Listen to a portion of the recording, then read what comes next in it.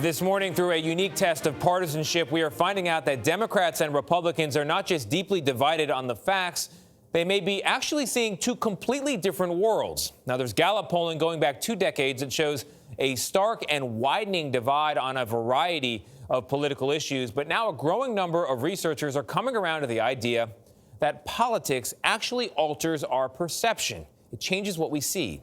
We decided to put that idea to the test.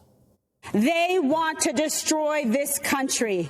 If you've been following politics this year, this president is a vindictive man. He's determined to stoke division and chaos. He's in his damn basement again. You're a fraud! You may find yourself wondering, what exactly is wrong with people?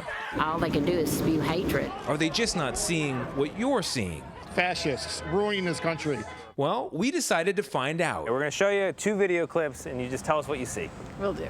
We showed identical clips to both Trump supporters and Biden supporters. Starting with this clash between police and Black Lives Matter protesters. Almost everybody had a strong reaction. That's terrible. This is awful. This shouldn't be. But when we asked a question designed to test their political filter, their answers could not have been more different. Who do you think is being more aggressive? I would have to say the protesters, because they're not letting them go through. Who would you say is being the aggressor there? NYPD. The police, not the protesters? Right. The rioters, they're not protesters, they're rioting. As far as I can see, there's no violence or anything from the protesters, and police are acting a little violently. The protesters, they're challenging you. They're challenging the cops. Okay, come on, do it. Seems to me like NYPD showing a little lack of restraint in their crowd control, frankly. It was the same with this video, a well-known confrontation between armed homeowners and demonstrators marching past their house. Oh, is that what I think it is?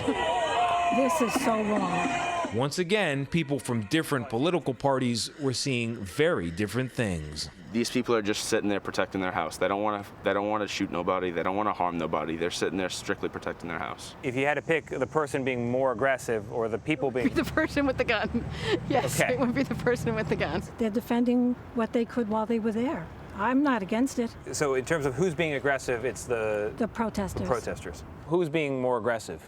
Oh, the person with the assault rifle, without a question. In fact, there was only one thing everyone seemed to agree on. Do you think America is becoming more politically divided? Yes.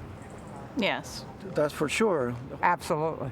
Yeah, because we're so freaking polarized. So this is a problem that's getting worse. Yeah, it's getting worse, and I don't see it unwinding anytime soon. Jay Van Bavel is a professor of psychology at New York University. Political identities are one of the most important and powerful identities that people have right now in this country, and that's grown over time. How did that happen? Our political leaders stopped cooperating and voting in different ways. The media that we tune into, you can now select media that aligns with your political identities, and social media allows you to tune into whatever you want to tune into, whatever you hope to see. And so you can confirm all your beliefs and identities and expectations by plugging into these different realities. That can make it harder to understand why others would view things so differently. Can you imagine a Democrat looking at the videos you saw and coming to the complete opposite conclusion? No, I can't. No, I can't. So this is known as what's called the bias blind spot, that it's really easy for us to see bias in other people, but it's hard for us to see it in ourselves. Even though other people around us, our friends and family and colleagues, can see when we're biased, we have a hard time seeing it. We think we're rational. What does it mean for our government, for our democracy, for our country, if we can't look at a shared reality? If you don't see the same facts, you can't have a serious discussion about how to come to some solution. Some things are very clear, but most things are ambiguous. And so we have to decide how we're going to interpret them. And you can interpret them through an extreme partisan lens and decide anybody who doesn't see reality the same way you do is an evil person that needs to be defeated. Or you could pause and ask yourself, am I seeing it the right way? Am I seeing it the only way? And why are they seeing it differently than me?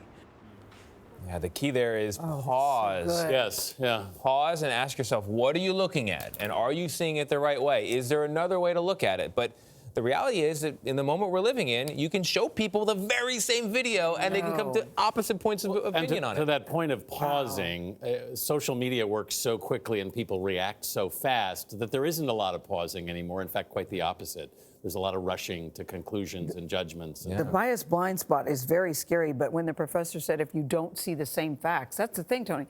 How do we get past this if we don't even see the same facts? How do we run a government if we don't have a shared reality? Yeah. And then each of us believe deeply that we are seeing the truth and everyone else is crazy. Yeah. But we've got to ask ourselves, maybe we have it wrong. Well, and you have to, I think it's very important, and because this is part of the job that we have to do sometimes, is you have to look at something and go, all right, why does this person see this so differently? What do they see that I am not seeing? It's part of why the virus is so bad right now is because it separates us, and the only way to get past this is through conversation. It's to meet people who have that opposite point of view and to talk to them. But it's really hard. It reminds me of marital counseling, where you'd be on a rant and the counselor would say, but that's your reality. That's not his reality. And my thing, but he's wrong. It reminds me a lot of marital counseling. It does, because we're looking at the same thing. Like, what, the proof is right there. Don't you see it? That's very, very fascinating. I wonder how you get past that. Yeah, that's the dilemma. Mine was divorce. I don't recommend that. So you got to figure out something else, people. You got to. Well, we tried that once. It was called the Civil War. Not so well. We got to work this out. Yeah.